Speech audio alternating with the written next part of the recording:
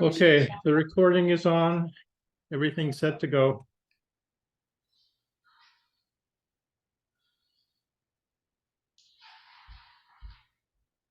Are we able to pin Ken on your end? I can barely hear you, Kelly. Are you able to pin Ken on your end? Highlight Ken for the recording. Highlight Ken as a speaker for the recording. Oh, yeah, sorry. Yeah, that's okay. Thank you. Can you hear me okay now? Yeah, I can hear you. Okay. See if I can move me over. Okay, let's come on back in just 30 seconds. As I widen our screen here to fit me in. Good. Okay. Well, welcome back, everyone. Welcome back to our online Zoomers coming back from your paper and pencil collection. We are all ready to go with a in-class assignment. It's a great honor for me to introduce Ken Hillman this Sunday. Very excited to finally have him in the hot seat here. He was born and raised in New York City. He went to college in Williamstown, Massachusetts, where he was an English major and a rower. Upon graduation, he started his full-time job in sales, marketing, and business development. He's very drawn to Eastern philosophy and religion, and upon meeting Roshi in a Zoom on comparative religions, he was drawn in, and we're so lucky to have him. Wonderful to have Ken as part of our community. Please, let's hand it over to Ken as he speaks to this morning's talk titled Not Knowing, Caught Between Academic Elitism and a Post-Factual Society. Thank you, Ken. Well, thank you. Just to check here. Okay. Back to a sound check. Everything okay? Good. Thank you. So for those of you who've known me over the past close to a year that I've been a student here, this is to borrow from the great Zen master, Jerry Garcia. What a long, strange trip it's been. I remember barely the first Dharma Talk I ever attended. I think Roshi Robert was giving it. I don't remember the subject. I don't remember what it was about, but I remember leaving with my arm was sore here because my arm was raised the entire time because I wanted to say stuff. I wanted to talk. I wanted to show how much I knew. I wanted to show that I was worthy.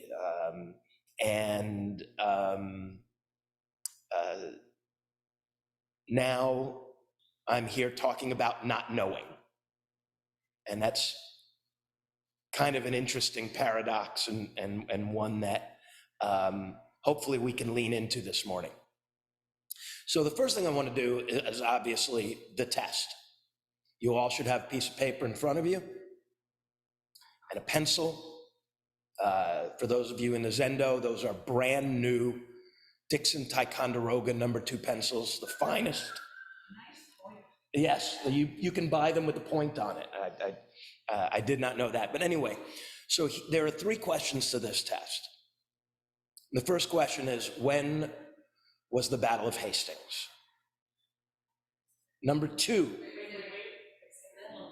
the Battle of Hastings. Number 2, no, I'm gonna give the questions. Number 2, we have, it's a 3-parter. Number 2 is, when did Dogen die? The second part is, when was the Magna Carta signed? And number 3, how many years within one elapsed between the death of Dogen and the signing of the Magna Carta? And the third question is the toughest one. And I'd ask you all to put the papers away, we'll use them later. But close your eyes for a second and think about the very complex relationship that we all have with knowledge and with knowing, and how we've been brought up, and how we operate within the context of knowing and knowledge. Clearly in our society today, and we've spoken about it at the Zendo with Roshi Robert over a couple of recent kinship hours, is knowledge has become a commodity. Back a couple of lifetimes ago, I used to do a lot of presenting to groups, and I was presenting about what we used to call the information hierarchy in the consumer products business. You would have data, you would have information, and then you would have knowledge. Okay, data would be, and data was obviously always a commodity. The data could be how much product you sold, what your share of the market is. It's all data. Information is you take that data and you start to put it into trends. We're 38% of the market, we're up 2%. Our comp business is down 1.5, whatever. But that was also a commodity. And back in the 90s when I was doing this, we treated knowledge as sort of the highest end of this data hierarchy, of this information hierarchy. And somebody once asked me in a presentation, how do you define knowledge? And my response was chewy, bite-sized pieces of actionable stuff, okay? And the problem that people had with it at the time was there was this gap between the information. You could take the data, you could manipulate it into information, you could then manipulate it into knowledge, which means we should do this thing organizationally, or within my job, we should do this thing, okay? That was knowledge. At some point, I started having problems with that for two reasons. Number one, I wondered where wisdom came in, okay? Because really wisdom is the highest end of that, is knowing the difference between knowing and not knowing. And number two, knowledge has become, as I mentioned, a commodity. And as a commodity in American society, what do? We use knowledge very similarly to what we use money for, or cars, or houses, or titles. We collect knowledge, okay? In our society, I think everyone's heard the word knowledge is power, okay? And so my goal today is different than it was. And I cringe a little bit when I heard Kelly mention the title, caught between, not knowing, caught between academic elitism and a post-factual or post-knowledge society that we live in. And I cringe a little bit because it's kind of pretentious title. And we will kind of cover a little bit of that. But the idea here is, when I first had the opportunity to sign up and do a Dharma talk, first of all, I was incredibly honored. And second of all, I was really nervous because I wanted to make the best Dharma talk ever. I wanted everybody to know how much I knew because, oh dear, right? I started falling into the trap of trying to collect knowledge and using it, similar to way, and I've mentioned Robert Bly, the poet, before, who used to do a lot of work on fairy tales. And basically in fairy tales, there are dragons, okay? And dragons collected two things, basically, in all of these stories. Anybody know what they are? Gold was one of them, and the other was beautiful princesses. They collected gold, they hoarded gold, and they collected and hoarded beautiful princesses. Neither of these commodities could they do anything with because they were dragons. They weren't human beings. So the question becomes, are we doing the same thing with knowledge? And what is the role of knowing and, in fact, not knowing as part of our path of Zen? So when I first started, I wanted to make this amazing talk and impress everybody and really weaponize knowledge. And then I realized as I was going through this, what I really wanted to do was share my path. What I wanted to do was talk a little bit about what knowing and not knowing has meant to me on my path, so that maybe when we're done, and if I've done a good job sharing this, we can then walk away, some of us may be having a seed of that, similar to what the seed that I felt and the seed that I feel is growing in me in terms of not knowing. And so basically what this is going to be a plunge into not knowing. Now, for those of you who have studied the 3 tenets of the Zen peacemakers, there are 3 tenets. It is, the first one is not knowing.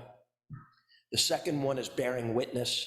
And the third is compassionate action naturally arising from bearing witness. So what do we do with that? Well, the interesting thing about that really is,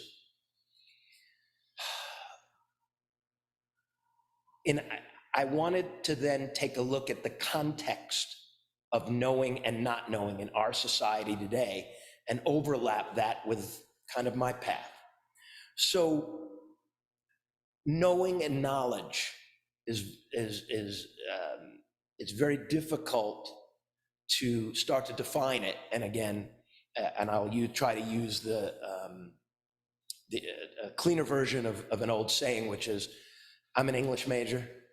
I like to define things because I like to know whether I'm going to eat it, wear it, or procreate with it, okay? You need to define it to know what to do with it. So the idea is, in our society today, knowing and knowledge is part of the American mythology. And the mythology kind of came up during my work on this. And for those of you who can see or in the room, I built this as sort of this compendium of stuff, thoughts over the last couple of months, ideas, bearing them out, not becoming wedded to any of them, but trying to engage in not knowing. And in fact, if I could retitle the Dharma Talk, it would be Bearing Witness to Not Knowing, because it's kind of cute. So what is the American mythology? What is the mythology? First of all, what is mythology? Okay, according to one of my initiators, the late great Joseph Campbell, mythology is a tribal pedagogy that focuses on 4 distinct things. Cosmology, how did the universe come to be? Number 2, history. How did our group, our tribe, our people, our whatever, get to where we are now? Number 3 is sociology. How do I become a workable member of this society? And then number 4, psychology. How do I operate as a whole and complete human being? And basically, mythologies can adapt, they can change, or they can become concretized, in which case the mythology becomes dogma. And that's something I think that those of us who are here, either online or in person, have run up against that. So the idea then becomes, not knowledge and knowing a part of the American mythology of prosperity, okay? It starts with the pedagogy, again, it's a teaching designed for children, ped, like pediatrician. So what's the pedagogy of education? Work hard, stay in school, study hard, get good grades, and you too can be president of the United States, okay? It's part of who we are and the stories that make us who we are, okay? And even at work, when we are at work, we could say, that guy, he's a good guy. He knows what he's doing. He knows what he's talking about. Or in the boardroom, the worst curse, the worst denigration you could give to another person, short of using naughty words, is, you don't know what you don't know, okay?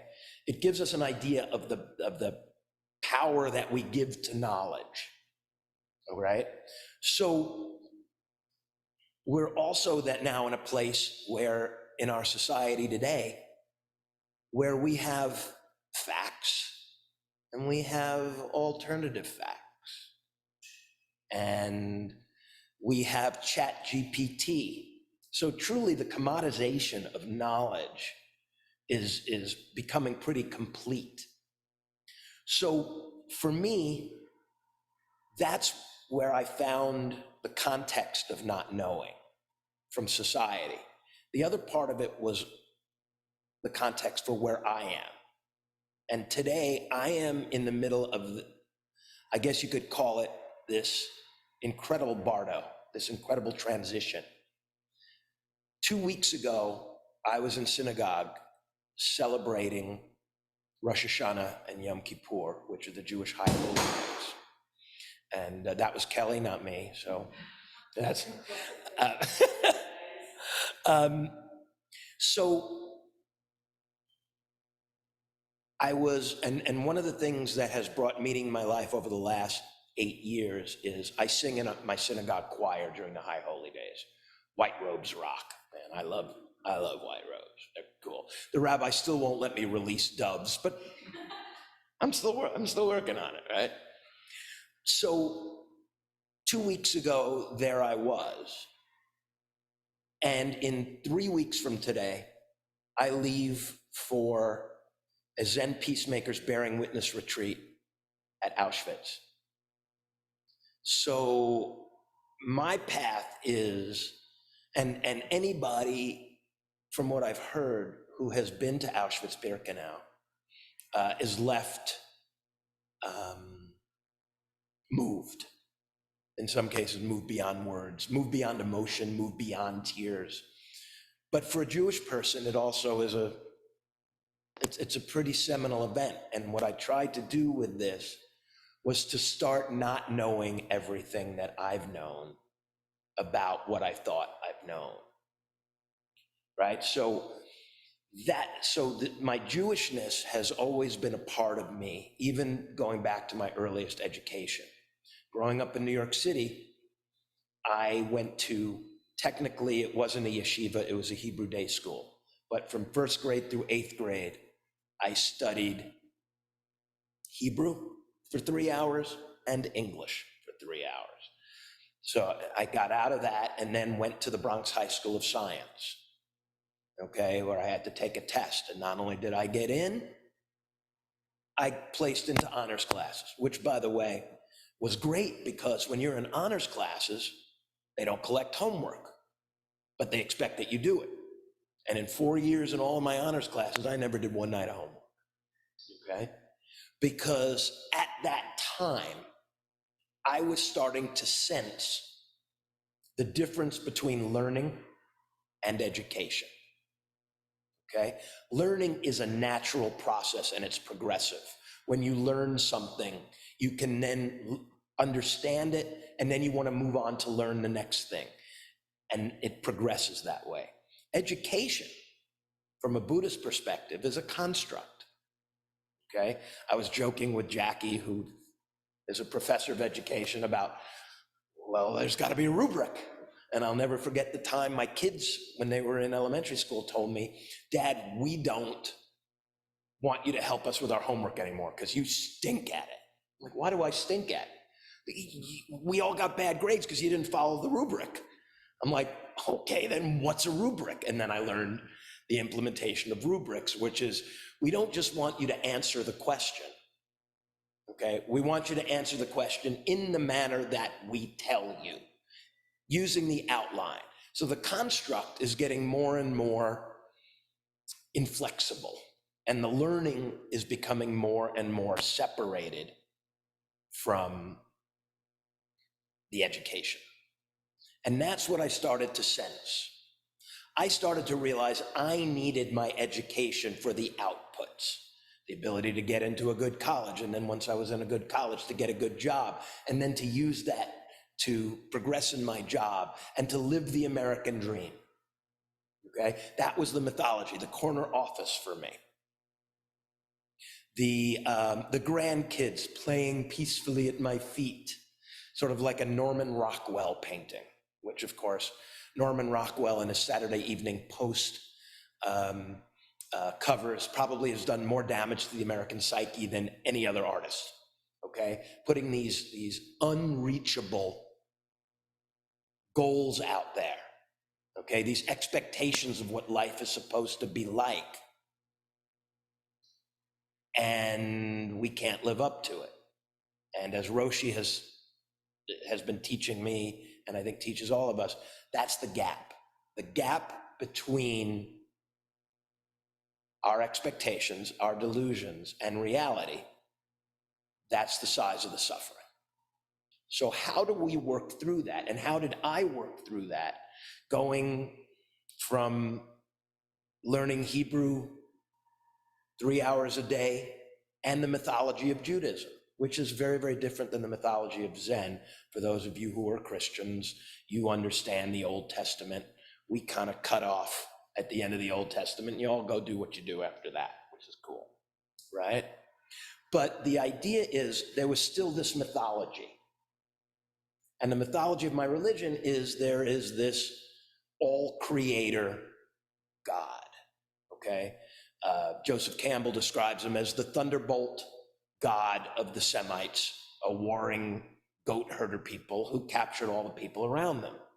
And to borrow from Karen Armstrong, who wrote this wonderful book, A History of God, the first line of that book is, "In the beginning, man created God in his own image,"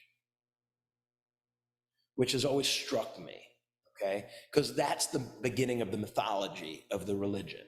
So who is this God? Well, this was a God that right at the beginning, the first story we learn about after God made everything and saw it was good, okay? You then had Adam and Eve, or as I like to refer to them, Mudman and Rib Girl, okay? And they ate an apple because of a talking snake. Don't laugh, this is real. And as a result of that, we're gonna be punished forever. It's like, wait a minute, I kind of have a problem with that. I kind of have a problem going every year and following the mythology of my religion to what I call the Avinu Malkeinu God. And that's a prayer in Hebrew.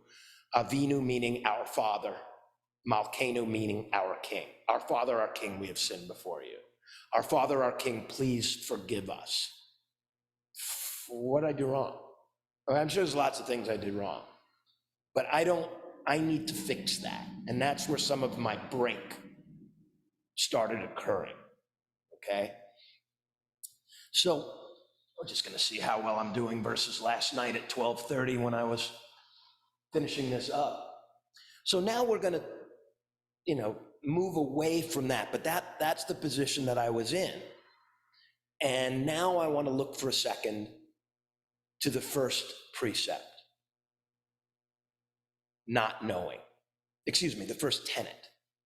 And I actually then looked at, and I looked up the precepts again, and I looked up the tenets, and then I went to wikidiff.com to understand the difference between a precept and a tenet, okay? A tenet is an opinion, belief, or principle held to be true, while a precept is a set of rules regarding personal conduct, okay? That's kind of cool. So then I started comparing and contrasting, because those of us who grew up in the age of blue books, we would go to class as part of our education. They'd hand us a blue book and they'd go compare and contrast this to that. And hour and a half later, half the class is still scribbling mightily in their second blue book, and their future depended on it, right? Yeah, we all know that feeling. We all know that feeling. Some of us have had those dreams where we show up on the last day of class. Some of us are wearing clothes, some of us aren't. But that's the dream that's part of the collective unconscious that says, you're not as smart as you think you are, guy. Okay? You may in fact be a fraud. You may in fact be putting one over on everybody. But full speed ahead and damn the torpedoes, right? We've got a mythology to live up to. So then I started looking at not knowing the tenet. versus the precepts. And the first precept is non-killing. And I sat with that for a while. And I realized one of the words was very, very different. When we study the precepts, we put them into a non-dualistic format. We don't say, don't kill, okay? Or as the Ten Commandments says, thou shalt not kill. What we're saying is non-killing, which allows us to dive deep and understand how we can protect and preserve all life. Takes us out of the duality. Yet, not knowing is about as direct as you can get. And for a tenet, which is supposed to be a belief, the first one is, hey, pay attention here, don't do this, okay? You can go into non-killing, non-stealing, okay? By the way, does anybody know, and this is not gonna be on the test, so don't worry, what the first commandment is?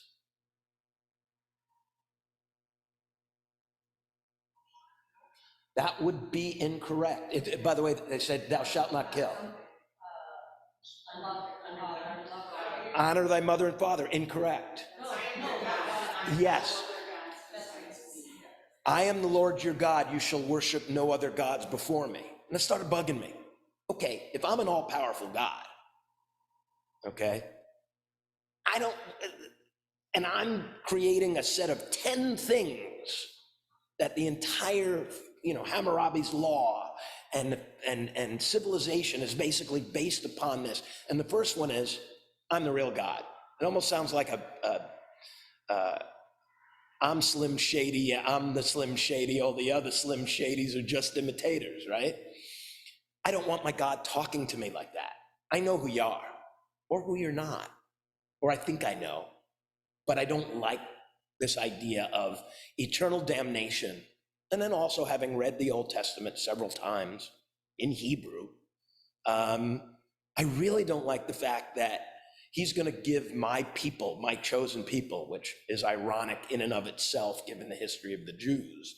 We got chosen for what, right? So this mythology is started really bothering me as I was moving forward and trying to come to grips with that, with what I've been taught and what I thought I knew. So now we have this first tenet of not knowing. And so the first question that can come up is Buddhism advocating ignorance? Don't know. Right? There used to be a political party in the United States called the Know Nothing Party, right?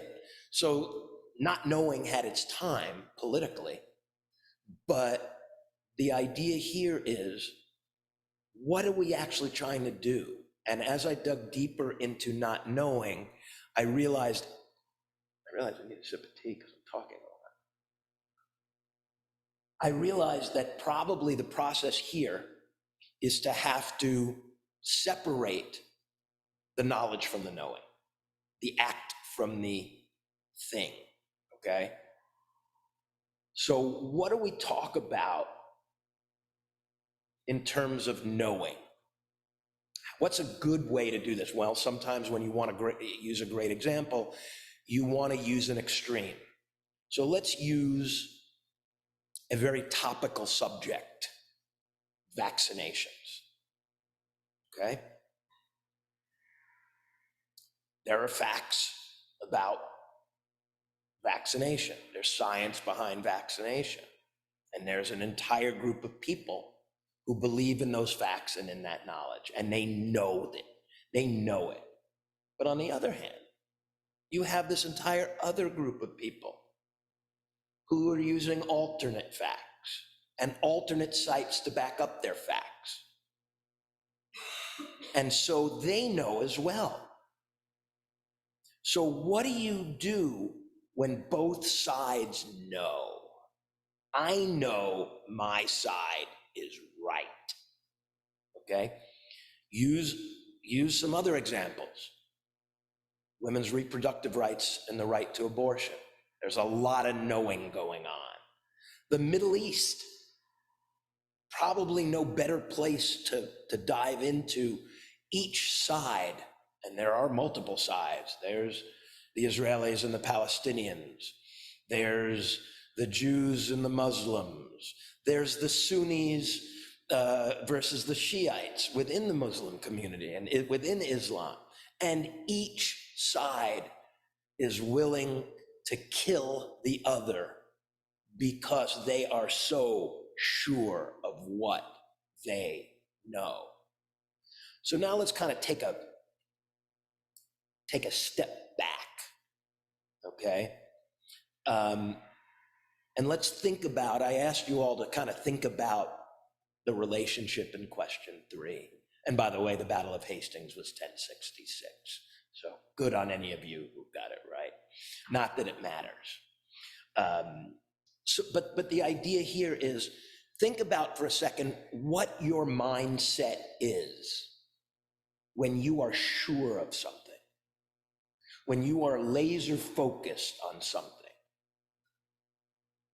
What happens to your mind? You're nodding, Jackie. It gets closed off. Your mind is closed, okay?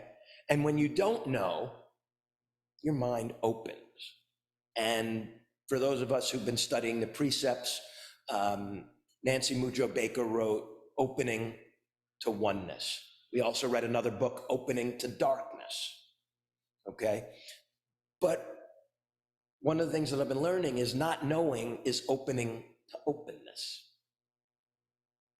okay? And as somebody who likes to know how the sausage is made, and I love to understand all of this, I started reading some books on the science of meditation, the science of the brain, and the science of Buddhism, if you will.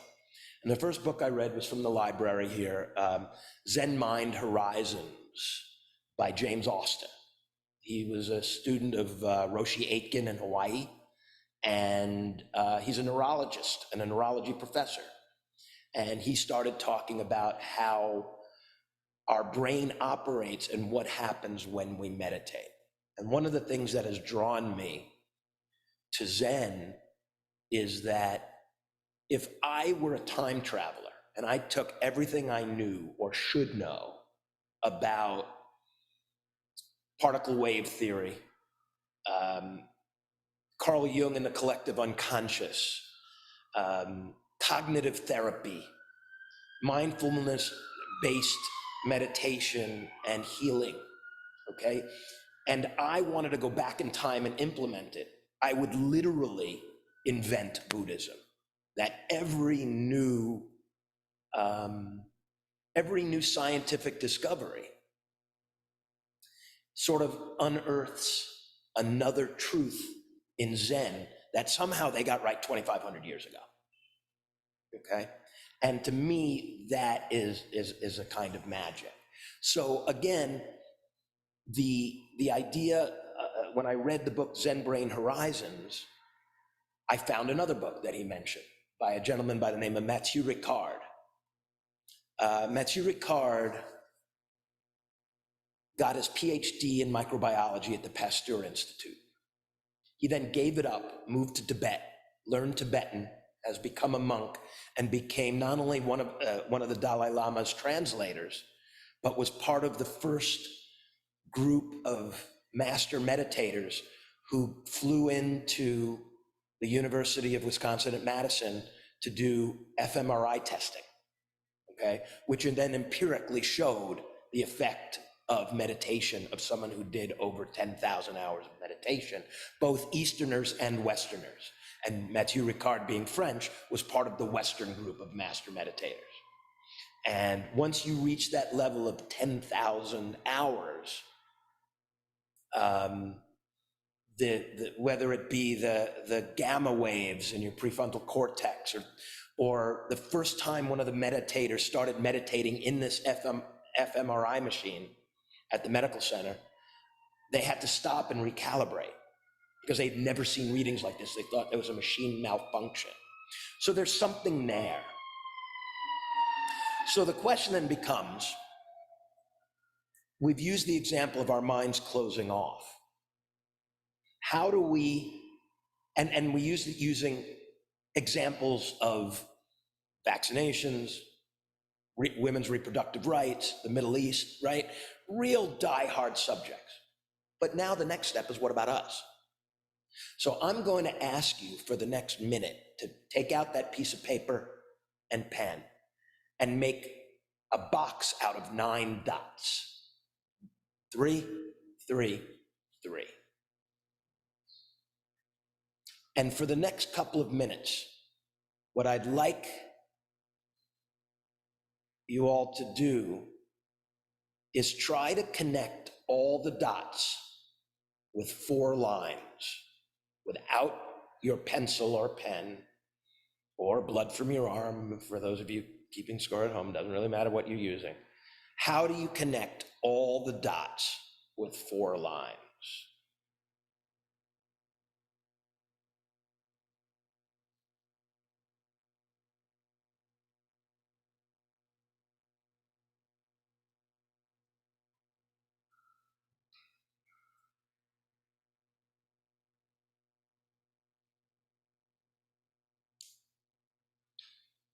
All right, pens down. I always wanted to say that. Did anybody get it? I know it. I'll tell you a funny story about that. Back when I was, a couple of lifetimes ago, the president of my company was doing a write-up of the 9 dots, and I read the write-up, and he's saying, and I explained to the team, the 9 dots and how to think outside the 9 dots. ... I couldn't do it, but they understood the point. Boy, talk about do what I say, not as I do. What's interesting about it is that the only way to do this is to start with your pen or pencil all the way up in the corner, bring it diagonally across, go across the bottom far enough so that you can make a straight line between the center, the middle left dot and the top center dot. Go all the way up top and then bring it down. So basically, to understand how to do this, you literally do need to think outside the box. Think outside those dots, and we don't. We constrain ourselves. We limit ourselves, in particular with our concentration, with our executive motor skills, okay? Our top-down executive motor skills are tied into our concentration, okay? They call it the shortest wiring in these books. And by the way, in these books, Matthew Ricard wrote a book called Happiness, where he took happiness, defined it, and used scientific method to show how the meditation in Buddhism can literally help you become happier. And that was a term that I stopped using. I can live joyfully, but I can't handle happiness. Now it's like, holy crow, I might be able to learn how to be happy from this, okay? That the neuroplasticity involved in meditation and in not knowing allows us to live a happier, more joyful life, regardless of the external cues, right? So, and one of the most beautiful books, and I'd love to talk about it more, but I'm right in the middle of it. So after I read the book called Happiness, I'm reading another book, which is one of the deepest books I've ever read, called The Monk and the Philosopher. And Matthew Ricard's father is a famous French political scientist and political commentator and philosopher named Jean-Francois Revel. And he's Matthew Ricard's father. And one year they finally got together in Kathmandu and had a conversation about philosophy, science, life, theology, theosophy, and to listen. And it was also a conversation between a father and a son.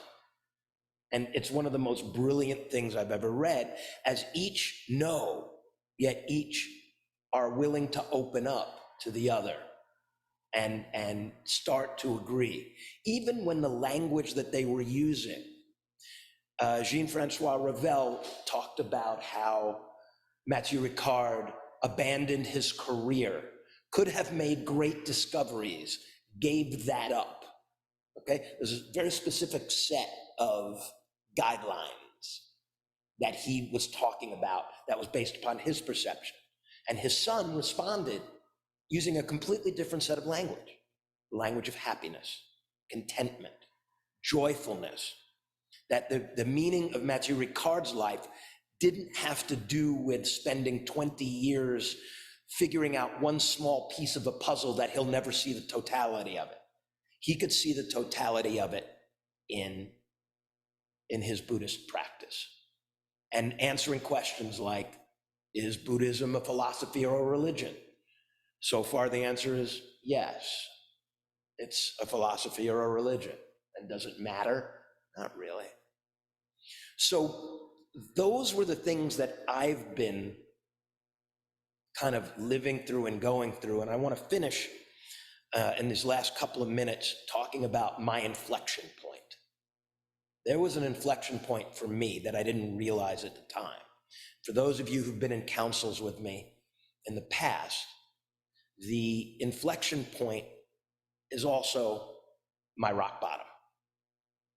Okay, for those of you who are familiar with the 12 steps, we all need our rock bottom. But really, for me, looking back, it was now an inflection point. I was at a point where the mythology for me, the American mythology and the mythology of my religion was no longer working for me. That's how I wound up here. And the fact of the matter is, I remember the moment I decided to go on that comparative religion class where I met Roshi Jun that started this life of mine. Okay, so, and I was kind of ticked off at my rabbi. She and I have been friends for years, but I wasn't getting it. I wasn't buying it. And as I was moving closer to the Eastern philosophy and metaphysics of, there's no external fall. There is an internal one. And I need to heal that myself. But it's not a pathology. It's not a sin. It just happens. So doesn't put you in the bad place. What it does is it puts you where you are. And then you can sort of move on from there. It's much more holistic. Further, one of the points that Mathieu Ricard and his father brought out in The Monk and the Philosopher was that in the West, philosophers are generally found on college campuses. That's generally the only places where they're left. And when they leave the classroom and go home, they live just like the philosophy professor's accountant does or lawyer does. They're living the exact same life. Whereas in the East, there's a whole lot more of living what you're learning. And to me, that's what I opened myself up to, simply because I was about 60 pounds heavier than I am now. My diabetes was out of control. I was borderline insulin dependent. I had ADD, I had depression, and I had the meds to show it. So at that point, something wasn't working. And for those of us who are either online here or sitting in the Zendo, that rock bottom, that inflection point allowed me to open up. Why? I had nothing left to hold on to. It wasn't working and I knew it. And for me, I needed to give up my preconceived ideas. And really this all hit earlier this week when I read a post that Roshi made on our new site about needing not just to answer questions, but question your answers. And that helped me come to an ending, which is good because I'm not going to be here till 10 p.m.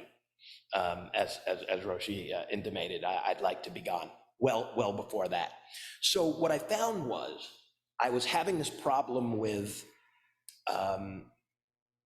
as I'm accepting Zen in my life without a teacher, this was before I joined ZLMC, I felt the need to reject my Jewishness. And now something happened a couple of weeks ago, singing in the choir. As you all are aware, the choir will sing in harmonies. We have bass, I'm a tenor, or as I like to say, close, 10 or 11. Bass, alto, soprano, and tenor. And you blend your voices. If you sing too loud, sort of the musical version of your own light, okay, you can't hear anybody else and you can't appreciate it. And we had been having trouble this year. The schedule was tight with rehearsals and people were traveling. But by the second day of Rosh Hashanah, the harmonies started coming through. And I remember getting an image in my head about, it was actually during Avinu Malkeinu. And I remember feeling myself back in the boat in college. There is a moment when you row that all 8 people in the boat become one. And the boat lifts up and you can hear it, okay? You can hear the water rushing underneath. And I couldn't remember what it was about the hard work I put in. Basically, I think our coach used to say, you need an hour of practice for every minute of every race. It's a lot of hours when you race for 7 minutes, basically 8 times a year, right? It's a lot of, but when it hits, everything goes away. So that was that. But then it went further. As I was reconciling my Jewishness on Yom Kippur, up on the bima, on the podium in my white robe, okay, sitting with the tenors and hearing it, if I didn't know any better, I would have thought that that was a moment of Satori, that I could feel the sound waves blending. And I could feel it blending then with the entire congregation, and I could feel it blending with the entire world. And in that moment, I was able to accept flawed mythology, okay? That my path could accept different parts of me. That by giving up my preconceived notions, I was opening myself up to openness. And the only reason I would dare use the S word, Satori, which is that just that one moment, is that I remember thinking about that moment, and if I had spent 10 minutes in that moment, I'd have been in a padded room for the rest of my life, okay? Which is sort of then goes back to the myths and the religions that talk about being unable to see God, that you're not prepared. You have to, I was only prepared for that one moment, but it changed everything for me. So now I'm really excited about going in 3 weeks to Auschwitz-Birkenau, to plunge into something I have no idea what it is, to obliterate my comfort zones, and to do it reconciling with my Jewishness is a gift that I'm just incredibly thankful for. So that's what I wanted to kind of talk about today. If you all bear with me for 1 minute, I did want to share with you the beauty of the Avinu Malkeinu. Avinu Malkeinu, our Father, our King, we have sinned before you, renew us as an old, okay? Avinu Malkeinu, Avinu Malkeinu, Avinu Malkeinu, Chanenu Vanenu, Ki ein banu mahasim, Aseh imanu, Tzedakah v'chesed, Aseh imanu, Tzedakah v'chesed, V'hoshienu. Namaste.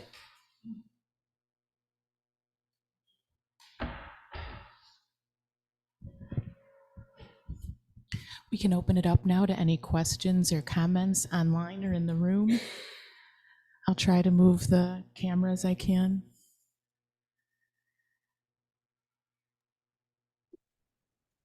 I can. Hi, Roshi. Well, that's an interesting talk. No, it was good. You know, it's complicated how to talk about consciousness. I mean, even scientists don't know what it is, and we have our subjective experience as human beings. But I guess the question that comes up for me is, do stories matter? Do narratives matter? Is there a place for critical thinking?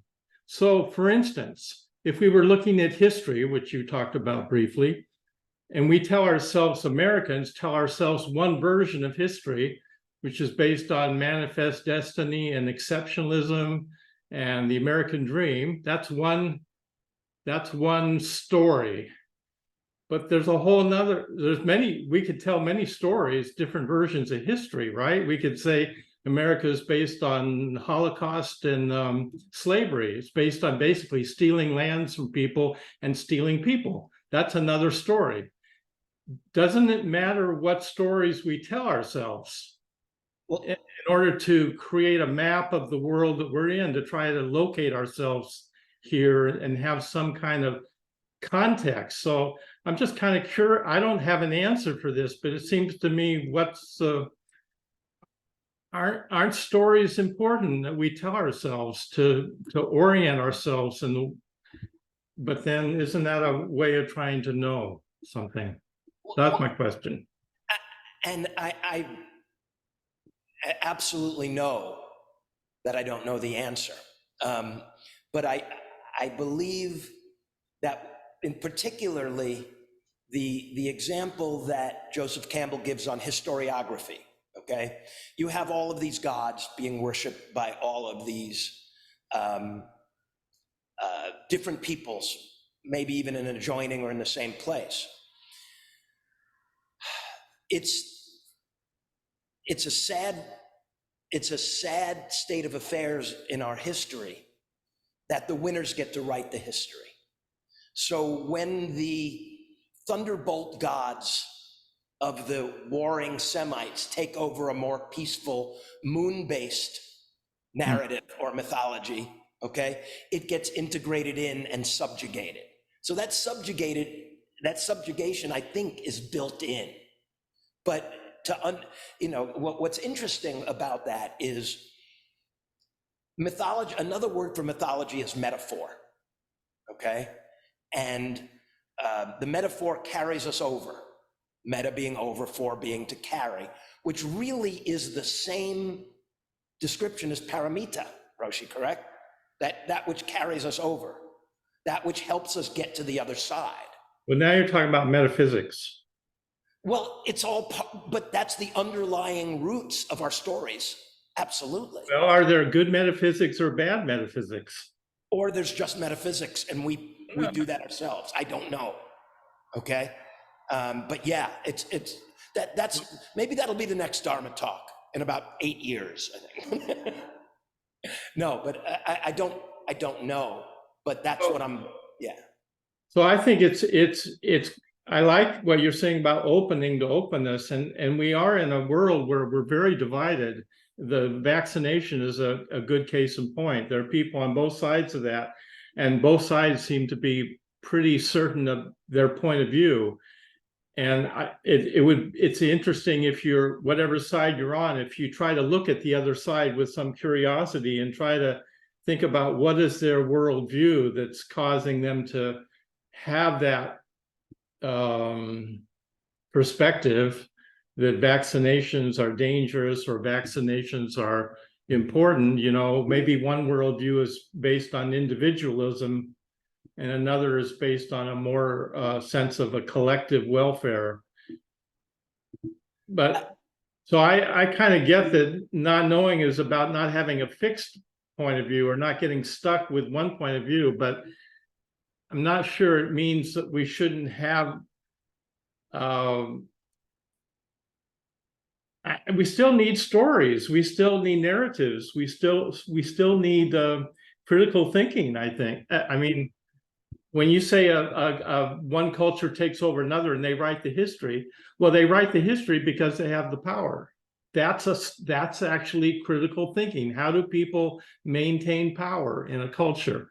How does capitalism continue to believe in just unconditional growth? And how does that affect all of us on so many levels? Those kinds of assumptions that are part of the culture. And seems to me it's important to try to understand the context that we're living in, or the stories that our culture tells us, because in a way they're all lies, right? Everything is in a sense, we all make up our own, we're all branding ourselves these days. So in a sense, the story we tell is a kind of lie to put something out there. But then, does any of that matter then? Do stories, how do we, I don't know, the question to me is, it seems like it's so mixed up today that you can't be certain about anything. But then, does truth matter? Does anyone's point of view matter? Or is it just all postmodern soup? Well, and I think you may have answered the question that I raised early in this, which was, where does wisdom come in?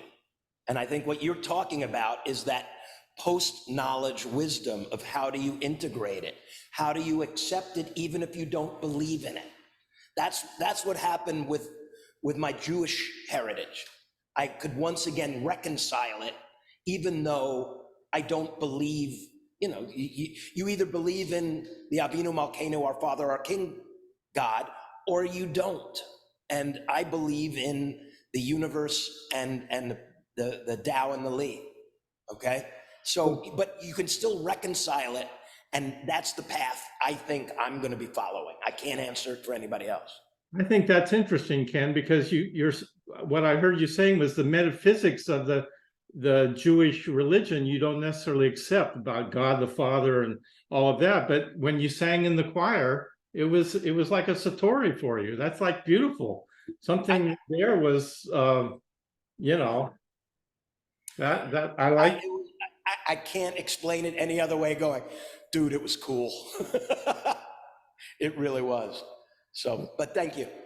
I enjoyed hearing you sing. Thank you. Anyone else?